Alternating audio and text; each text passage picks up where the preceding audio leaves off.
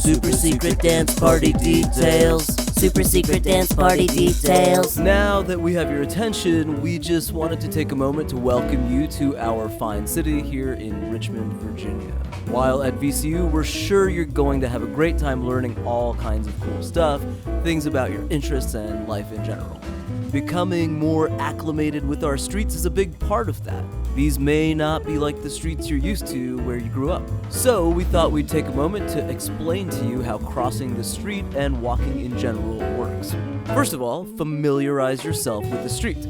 For example, if you see a big patch of grass or maybe people playing frisbee, it's probably not a street. However, if you see cars moving at fast speeds or people on bikes zipping by, or if the ground below your feet is not green but a grayish color, then there's a good chance that you're on a street.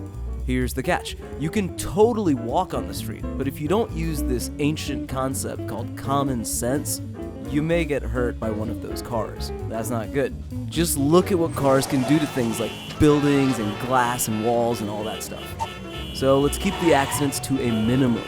Now, we know there are lots of distractions everywhere, like trees, birds, signs, other people, squirrels, thinking about social media, or your next meal, maybe history, science, and so on. Hey, speaking of science, a long time ago, like long before the 1980s, there was this one guy named Charles Darwin.